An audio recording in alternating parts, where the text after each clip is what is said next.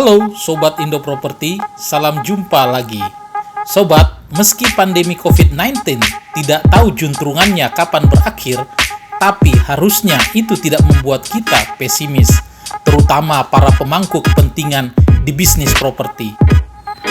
Tak ada kata lain selain optimis dan tetap berusaha, sebab di balik setiap musibah dan bencana pasti selalu ada hikmah di baliknya. Daripada sobat galau dan resah memikirkan kopat-kopit yang terus turun naik penyebarannya, lebih baik saya ajak sobat sekalian meninjau calon kota mandiri. Proyek properti terbesar di jalur Transyogi yang memiliki lahan 1.350 hektar. Apalagi kalau bukan Harvest City.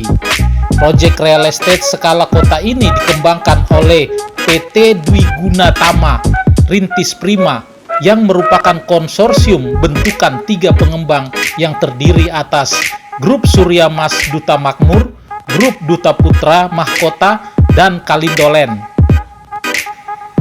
Untuk mengetahui bagaimana perkembangan pembangunannya dan produk-produk apa saja yang sedang dipasarkan, ikuti perbincangan saya dengan General Manager Marketing Harvest City, Bapak Raymond Santoso.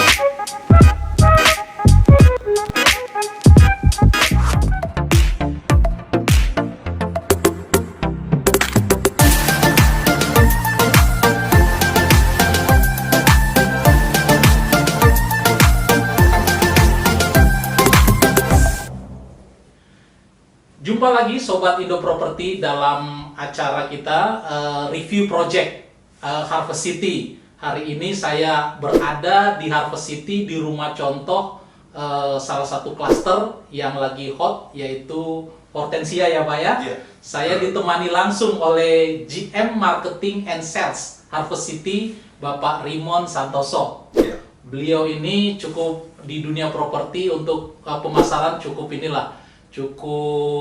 kredibel dan sudah lama untuk memasarkan properti. Nah, hari ini kita akan membahas satu proyek Pak, Harvest City yang kelihatannya pengembangannya ini di koridor Transyogi terbesar ya Pak ya? Ya, betul Pak. Itu dia. Sebelum itu gimana kabarnya Pak? Ya, kabar baik Pak. Kabar baik. Sehat Pak? Sehat. Di sehat. Keluarga juga baik ya Pak ya? Sehat. Iya. Pak, ini kan dalam masa pandemi ya Pak ya, kita sekarang lihat, kita tahulah bagaimana situasi pasar properti Pak. Betul. Nah, pertama-tama kita ingin tahu nih, pemirsa ingin tahu, Sobat Indo Property News ingin tahu, bagaimana sih Bapak melihat prospek pasar properti di Indonesia saat ini Pak, yang notabene masih masa COVID nih Pak. Betul. Nah, ini pertanyaan menarik nih Pak Erlang. Siap Pak. Jadi 2020 banyak pihak yang merasa tahun yang berat ya Pak. Ya. 2020. Betul. Nah, tapi fakta menariknya adalah 2020 akhir semua itu udah mulai membaik Pak. Iya. Pada dasarnya ya sudah mulai membaik, dan juga di 2021 awal ini yang kami rasakan juga, yang saya rasakan juga, Iya. memang sudah membaik Pak. Memang Sudah membaik. Iya. Nah, itu satu. Lalu fakta kedua adalah vaksin Pak. Vaksin ya? Vaksin. Nah, vaksin itu adalah salah satu booster bagi kita semua juga. Iya. Terutama bagi setiap orang secara fisik pasti butuh vaksin dong ya Pak ya. Betul. COVID sudah merajalela di mana-mana, sampai pemerintah PSBB 1, PSBB 2, dan apalah PPKM dan lain sebagainya. Nah, tapi tetap kalau dengan adanya COVID, itu secara fisik akan membuat kita kebal terhadap COVID. Itu satu. Iya. Nah, tapi yang paling utama sebenarnya bukan secara fisiknya Pak, tapi iya. secara psikologisnya. Oh iya benar. Nah, masyarakat di Indonesia ini, kalau yang saya lihat, kalau secara psikologisnya itu udah positif, udah berpikir bahwa oh ini kita bisa, oh ini kita ada harapan. Benar. Nah, itulah yang membuat kondisi ekonomi udah pasti akan membaik. Oh iya. Karena secara aktivitas pun akan meningkat, secara konsumsi mereka juga jadi lebih berani untuk konsumsi lebih banyak. Secara penghasilan otomatis juga akan meningkat juga Pak. Benar. Itu begitu. Dan kalau yang saya lihat juga adalah masyarakat kita ini udah mulai terbiasa dengan kehidupan new normal Pak. New normal, tapi bukan new normal yang asal-asalan tanpa memperdulikan protokol COVID begitu ya Pak ya. Betul, Pak. Tetap memperdulikan protokol COVID. Yang saya lihat juga kesadaran masyarakat udah sangat baik sekali, masker selalu dipakai, jaga jarak, cuci tangan segala macam mereka sudah lakukan, dan itulah yang membuat bahwa mereka akan secara psikologis, secara pikiran mereka akan berpikir, oh semuanya bisa diatasi. Jadi aktivitas pun akan menjadi lebih hidup lagi Pak sekarang. Dengan aktivitas menjadi lebih hidup, kegiatan perekonomian pun juga akan menjadi lebih baik. Nah itu ke properti membawa dampak besar Pak. Iya. Jadi ini saat pandemi ini kan sebetulnya kita dihadapkan suatu dilema. Iya. Dilema kesehatan dan dilema ekonomi. Iya. Nah, betul. kadang-kadang apa yang harus dikorbankan kalau kita menerapkan protokol kesehatan atau PSBB pembatasan kegiatan, ini ekonomi bisa mati. Iya. Kalau kesehatannya, kalau ekonominya dibebaskan begitu, kesehatan bisa dikorbankan. Iya. Nah ini sebetulnya dalam hal ini sebetulnya persepsi tadi yang Bapak bilang tadi itu ya. Jadi vaksin ini bisa menciptakan orang jadi istilahnya tidak worry lagi ya Pak. Iya, itu dari segi psikologis ya Pak ya. Iya. Dan juga kalau kita lihat dari sisi cara mereka sekarang beraktivitas Pak, nggak hanya tadi yang udah peduli dengan protokol COVID, tapi banyak masyarakat di luar sana dan banyak perusahaan di luar sana yang beradaptasi dengan keadaan yang ada. Dalam artian begini Pak, biasanya kalau banyak jualan di offline, sekarang lebih banyak main di online. Dan kami pun juga memperluas untuk aktivitas online juga. Iya, begitu. Jadi online kami perluas juga, dan juga untuk kegiatan pembelian apabila konsumen mau lihat ke kantor, mau lihat unit, kami terapkan protokol COVID. Kalau misalkan ragu-ragu, silakan by transfer bisa. Booking by transfer itu tidak masalah, semuanya bisa kami lakukan Pak. Jadi sebetulnya kalau untuk tahun 2020 ini sebetulnya ini ya Pak ya, cenderung lebih melambat gitu ya Pak ya, perkembangan properti ya.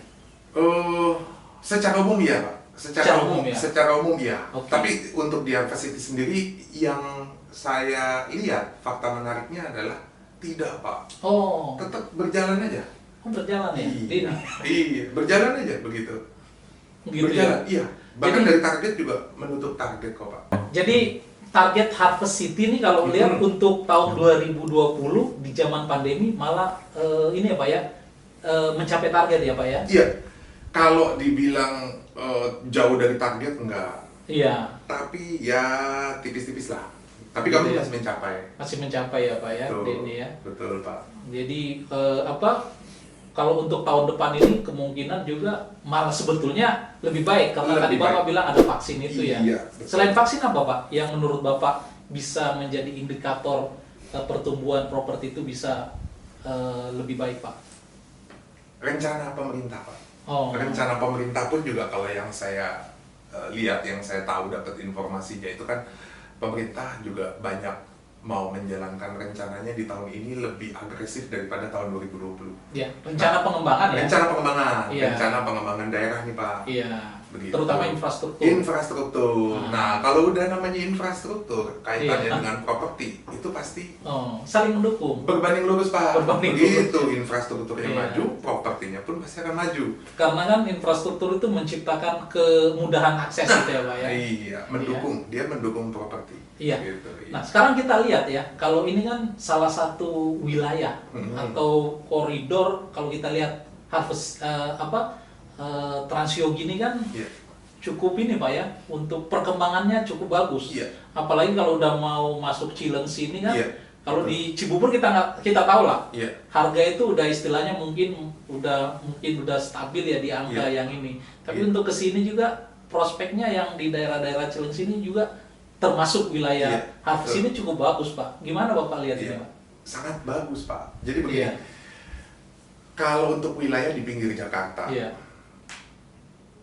yang saya lihat kecenderungannya adalah tiap tahun pasti akan berkembang lebih cepat dan lebih cepat lagi. Begitu kan? Untuk wilayah pinggir Jakarta, hampir seluruh wilayah pinggir Jakarta itu pasti perkembangannya selama sekitar 5-10 tahun belakangan ini itu sangat pesat Pak. Nah, hal itu terjadi kenapa? Karena kalau kita lihat Jakarta sendiri itu kan juga sudah cukup padat ya Pak. Iya. Itu dari sisi kepadatan penduduknya. Terus yang kedua adalah dari sisi harganya juga Pak. Harga dari properti di Jakarta itu udah cukup tinggi. Iya. Cukup Udah nggak tinggi, kebeli Nah, untuk kalangan-kalangan menengah ke bawah Pak. Betul. Udah nggak, ya katakanlah kebeli pun untuk kalangan tertentu. Iya. Begitu kan. Nah, sedangkan saat ini pasar daripada properti itu kebanyakan usia milenial Pak. Iya benar. Begitu. Usia senior juga udah masih ada, Masih ada. tapi mereka sudah banyak menginvestasikan investasinya di tahun 2012 dan 2013. Iya. Nah, otomatis ada penurunan kalau untuk usia senior, tapi Iya. tetap ada Ada permintaan. Betul. Tapi kalau untuk yang paling banyak memang didominasi oleh usia milenial yang pada saat 5 tahun, 10 tahun lalu mungkin penghasilannya masih belum memadai atau pekerjaannya masih di level yang tertentu. Sekarang udah naik jabatan, kalau yang buka usaha dulu baru merintis, sekarang sudah berjalan dengan baik. Nah, mereka-mereka itulah yang sekarang umumnya jadi konsumen yang beli properti di Indonesia ini Pak, terutama di Arca City juga. Oh Begitu. gitu ya. Jadi Ya. masih banyak didominasi kalangan milenial. Ya, nah sehubungan dengan kondisi seperti itu, konsumennya milenial satu, terus daya belinya pasti bukan pasti lah ya, kalau saya bilang pasti kayaknya terlalu gimana. Umumnya iya. umumnya adalah di pinggir Jakarta lah. Kenapa kok mereka lebih banyak milih ke pinggir Jakarta selain dari kepadatan dan harga, yaitu infrastrukturnya Pak. Iya. Infrastruktur di pinggir Jakarta itu kan, kalau kita lihat juga dari perkembangan daerah, pemerintah daerah itu juga sangat banyak. Iya. Sangat agresif juga pemerintah nih Pak, kalau yang kami lihat. Benar. Dan juga untuk tipe-tipe daripada perumahan-perumahan di pinggir Jakarta itu juga lebih baik secara infrastruktur, secara fasilitas, ketimbang kalau kita beli rumah di Jakarta dengan harga yang sama. Iya. Katakanlah harga yang sama bisa, tapi masuk ke dalam Masuk ya, ke dalam. Dan ukurannya kecil banget Pak. dan ya mohon maaf ya kurang begitu baik lah kondisinya Iya. Pak, begitu. Istilah kerennya nggak layak lah. Nah, iya itu Pak. Dempet-dempetan kalau di Iya. Jakarta, dan sudah nggak ada kemungkinan nggak bisa beli landed Pak. Iya. Harus high res. Harus Itu high pun rise. tipe studio Tipe paling. studio. Nah, Tipe itu studio dia. bisa 400-500 jutaan Pak. Betul. Dan Hmm. juga balik lagi Pak, Iya. kalau untuk masyarakat kita itu kan budaya kita sendiri. Iya. Kalau belum punya rumah, belum oke Pak. Iya. Nah, begitu. Punya rumah baru terserah deh kalau mau beli apartemen, tapi harus punya Benar. rumah dulu. Iya Pak. Begitu. Karena rumah itu kan punya tanah Pak. Iya, betul. Iya. Betul Pak. Sekarang Pak, kalau dibanding ya, kalau orang milenial ini dalam tanda kutip memaksain untuk tinggal di Jakarta dengan budget sekitar 400-500 juta. Iya, betul. Itu kan paling dapat tipe studio Iya. 20. Kalau Iya. di Arca City nih, kalau orang milenial punya budget 500 jutaan, Iya. dapat tanah berapa, bangunan berapa Iya. Pak? Gitu. Nah, ini menarik nih. Ini menarik. Tanahnya bisa dapat yang 60 meteran, Pak. 60 meter. 60 meteran. Iya. Bangunannya 30-an. Itu tipe apa Pak? Yang apa maksudnya Di di Suite kelas mana? Hortensia ini, Suite Hortensia ini. Hortensia. Iya, di Suite Hortensia. Itu Nah, jual apa aja? Oh. Yang di produknya Hortensia. Hortensia ada berbagai macam Pak, ada yang 36.6 juga ada yang 36.72. 36 ya? 36.6 Iya. sama 36.6 sama 36.72. 3672. Ya, Berarti ya, begitu ya. iya, berarti 30 itu Bangunan. bangunannya, Iya. tanahnya 66. Iya. Gitu ya. Begitu. Iya. Itu udah lumayan ya, 66 Iya. meter daripada dapat 20 meter gitu ya. Iya. Itu berapa harganya Pak kalau di ini?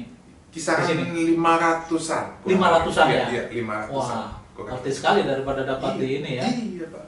Di Lebih situ layak. ya. Betul, betul Pak. Infrastruktur lebih bagus, ya kan? Iya. Punya keluarga juga, perkembangan anak lebih sehat. Iya. Nah, itu Pak, kita kita lihat harus mempertimbangkan hal-hal seperti itunya. Iya. Gitu. Ini Pak, kalau orang kan banyak tinggal bekerja di Jakarta. Mm-mm. Kalau dia tinggal di Arca City, yang ini kan daerah Cilengsi. Mm-mm. Nah, orang melihat itu kadang-kadang waktu tempuhnya ke Jakarta ini gimana Pak? Untuk saat ini gimana? Untuk saat ini, Iya. aktual nih Pak ya. Aktualnya, Aktualnya. baik transportasinya lah kalau ini Pak. Nggak ada masalah Pak. Nggak ada Dia masalah. bisa menggunakan apa aja? Bisa menggunakan mobil pribadi pastinya ya Pak ya. Iya. LRT juga bisa Pak. LRT LRT ya. Cibubur itu kalau dari Jakarta bisa dari Cawang sama Duku Atas. Duku Atas. Itu Oh, LRT. iya. LRT. Iya. Pas jantung apa Ya, CBD Jakarta ya. Iya. Nah kalau untuk tolnya sendiri Iya. itu ada pintu tol Cibubur. Iya. Jagorawi keluarnya di Cibubur. Iya. Nah terus untuk pintu tol Jakarta Cikampek itu keluaran di Setu Pak. Iya. Nah yang terbaru, yang paling dekat dari sini itu adalah Jatikarya. Iya betul, Cimanggis, Itu bisa. Cibitung. Iya, kalau Jatikarya. kebetulan saya tinggal juga daerah Tarasyogi, Pak. Nah, oke. dengan adanya tol baru ini Jatikarya Hmm. ke mana? Ke Cimanggis ya. Cimanggis. Itu memang jalur utama Cibubur itu Tarasyogi memang udah agak terurai, Pak. Jadi udah mulai bagus gitulah. Jadi ini. Selain itu, Pak, kalau kita tinggal di Harp City apa kelebihan-kelebihan di samping akses apa semua gitu. Tadi akses sudah tuh Pak, Iya. satu. Kedua, kita juga harus menyadari nih Pak, satu fakta. Iya. Harvest City adalah kawasan kota mandiri terbesar Pak di Cibubur. Terbesar. Terbesar. Emang berapa lah? 1.350 hektar. 1.300 ya. 150. Iya. Oh, nggak ada lagi ya Pak ya? Nggak Jadi ada, ya? nggak ada. Jadi yang untuk Iya. untuk saat ini yang terbesar Hanya KMP-nya Harvest Harvest City. City ya. Iya. Jadi kalau bicara Cibubur terbesar mana? Ya Harvest City. Emang apa untungnya Pak? Kalau Nah. dia punya pengembangan Iya. skala besar atau Itu skala dia. kota itu apa untungnya? Nah, jadi dengan kawasan yang sangat besar dengan bentangan panjang sampai 11 kilo tersebut, Pak, Iya. pengembangan ke depannya itu jadi bisa lebih maksimal. Oh, Pengembangan nih, Pak ya. Iya. Jadi pengembangan secara perumahannya, tempat tinggal, huniannya, Iya. secara sarana prasarana maupun fasilitas-fasilitasnya. Dan Hmm. juga saat ini untuk fasilitas yang sudah ada di kami, Iya. kalau untuk fasilitas kuliner itu ada saung apung, ada Iya. eat and treat, terus Iya. juga ada KFC juga, Pak.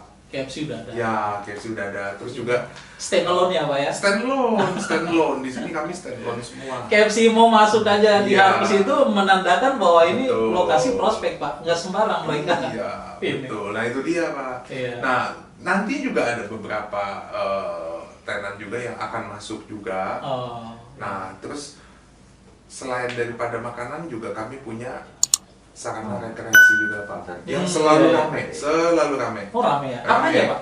Ada saung apung, itu Iya. kuliner sebenarnya dia, Kuliner. tapi juga bisa dibilang dia sarana rekreasi Pak, karena Iya. konsep yang ditampilkan itu yang diberikan itu konsep alam gitu Pak, jadi nyaman sekali lah. Itu namanya Iya. saung apung. Saung apung, Iya, ya. terus juga ada Hobbit Hill, Lebih detail. terus juga ada festival Oriental, Iya. terus juga ada area go-kart juga Pak. Oh ada ya Area Pak ya? go-kart kami juga yang terbesar juga Pak. Oh, Nah, itu dia. go-kart ini yang bisa Main untuk go-kart. latihan ya Pak ya? Main go-kart, betul Oh, Pak. Di sini iya. ada. ya. Iya, ada Outdoor Harvest walk. Walk juga. Oh iya, itu ya. Nah, jadi semuanya lengkap Pak. Lengkap ya. Iya, sekolah juga ada, Ada. sekolah Sabto Yosef, Iya. terus juga ada sekolah Ibnu Sina. Ibnu Sina. Ibnu Sina, ada sekolah Ibnu Sina juga. Iya. Nah, Ada. jadi sarana pendidikan ada, Iya. makanan kuliner ada, Iya. rekreasi yang utama kami juga ada. Dan Ada. kedepannya juga akan ada beberapa tenan-tenan baru. Iya. Seperti nanti ada rumah makan Sari Mande Pak. Iya. Rumah makan Sari Mande itu mereka Rumah makan Padang ya Pak? Padang. Iya. Sari Mande saya kenal Pak. Terkenal. Nah, itu dia. Jadi mungkin kalau orang baru saya ceritain, oh Sari Mande, rumah makan Padang, kan biasa-biasa aja. Iya. Ini beda Pak. Iya. Konsepnya. Konsepnya. Oh pengembangan. Iya, jadi Iya. desain dari bangunannya pun itu nanti beda. Oh. Itu satu. Iya. Kedua, untuk cara mereka menyajikan makanan juga beda. Jadi mereka ada 3 cara makan. Iya. Dine in di Dine tempat in, langsung, iya, ada drive thru juga, Oh, ada iya. drive in namanya Pak. Iya. Jadi makan di mobil. Oh makan di mobil. Makan di mobil, nanti pelayan daripada restoran tersebut akan Iya. masuk ke mobil, diberikan Diberikan. alat makan juga Alat di situ makan itu yang ya. proper untuk makan di Oh mobil. iya. Jadi tidak hanya nonton bioskop di mobil gitu ya Pak? Enggak Pak. Sekarang restoran ada juga makan di mobil ada. gitu ya. Dan kami juga kenapa kok menyesuaikan dengan gaya begitu mereka ya, kami Iya. minta mereka menyesuaikan seperti itu karena Iya. ada beberapa orang terkadang saat ini masih belum nyaman untuk Betul. makan di dine in satu atau Betul. enggak mempermasalahkan hal itu, tapi aduh saya nggak mau turun, maunya di mobil aja lebih private. Iya. Nah, silakan. Karena ini udah tuntutan Pak. Betul. Tuntutan Betul. zaman. Iya. Ini zaman COVID memang Perkembangan, harus Pak. berhati-hati gitu ya Pak ya. Betul, betul. Nah, oke Pak. Kalau kita lihat kan ini masih dalam masa pandemi tahun 2021. Ini cukup berat juga kalau kita lihat kan tidak sama lalu-lalu ya Pak ya, terutama tahun 2013, 14 yang masih booming properti. Nah, tentunya ada dong strategi apa yang akan dilakukan Harvest City dalam dalam masa ini Pak. Strategi yang pemasaran. Nah, betul Pak. Bapak kebetulan kan sebagai GM marketing ya Pak ya. Saya nggak bisa buka semuanya. Pak. Oh iya. Itu rekaman khusus ya. Sedikit aja Pak. Jangan banyak. Mungkin gini Pak. Jadi yang bisa saya share itu kan adalah di mana kami sekarang lebih menitik beratkan pada apa sih yang dibutuhkan oleh masyarakat di luar sana. Betul. Itu satu. Jadi mereka tuh sekarang apa sih yang dilihat dari sebuah rumah yang menjadi penting buat masyarakat di luar sana. Nah, itulah yang akan kami tonjolkan di situ, dan itu yang akan kami angkat untuk konsep daripada produk kami. Nah, itu seperti itu Pak. Terus juga untuk channel daripada pemasaran juga kami akan ada penyesuaian. Kalau misalkan dulu gaya konvensional, sekarang kami juga mungkin akan lebih banyak, nggak hanya konvensional Pak, tapi ke digitalnya juga lebih banyak. Begitu. Tapi digitalnya seperti apa? Nah, itu nanti saya yang kamu. Itu ya. Artinya konsep pemasarannya sudah berubah ya? Sudah berubah. Lebih pada memanfaatkan teknologi digital, internet. Betul. Gitu ya. Sama yang satu lagi Pak, untuk sarana prasarana kami itu fasilitas itu juga nanti kami akan kedepankan juga. Jadi kami nggak hanya jualan hunian rumah, tapi kami juga menjual kawasan Pak. Kami menjual fasilitas. Kami menjual masa depan Pak buat si penghuni. Paling nggak dengan fasilitas ada, kemudahan untuk hidup bisa lebih mudah ya Pak. Lebih mudah. Kualitas hidup lebih baik juga Pak. Gitu. Kalau melihat Pak untuk penjualan tahun 2021 ini gimana Pak Bapak lihat? Apa ada optimis, terus kira-kira bisa tumbuh berapa persen Pak untuk di... Optimis Pak, sangat optimis. Yang jelas optimis ya Pak ya? Optimis banget Pak. Contoh Pak, sampel. Januari kemarin itu kami tutup target Pak, bahkan lebih target. Oh iya tadi ya, udah nyampe target ya? Melebihi. Jadi 2020 mencapai target. 2021 awal di Januari kemarin tutup target bahkan lebih ya. Bahkan lebih 10%. Harusnya yang seperti tadi Bapak katakan, vaksin udah ada, terus orang lebih istilahnya tidak worry lagi ya Pak ya, seperti masa-masa awal pandemi. Masa orang worry aja Bapak bisa mencapai target. Apalagi setelah vaksin ada. Betul. Harusnya 2 kali bisa Pak tahun ini. Harus bisa ya. Artinya 2 kali lipat ya. Dini. Nah, lantas kalau kita lihat Pak, produk-produk apa yang menjadi andalan Bapak nih? Tentunya kan sesuai dengan target market, apa semua. Betul. Harga harus nggak bisa ini dong, nggak bisa terlalu tinggi-tinggi amat, dan Harvest City juga pasti udah naik kelas gitu Pak. Betul. Nah, jadi untuk saat ini memang yang produk andalan kami di Sweet Hortensia ini Pak. Sweet Hortensia ya. Nah, selain Sweet Hortensia kami juga punya dari Cluster Rosalyn, juga ada Sweet Alba Pak. Nah, kalau mau cari yang gede-gede nih di Sweet Alba nih ada 8, lebar 8, lebar 7, 8 kali 15, 7 kali 15, itu kami ada. Ini main di harga berapa? Yang ini nih. Berarti ini yang cluster yang agak atas, agak atas. Nah, kalau tadi yang di sini itu di 500 jutaan, kalau di Sweet Alba itu sekitar 1 M-an. Yang 500 juta itu yang gedenya, tapi kalau yang bawahnya itu sekitar 700-an itu udah bisa.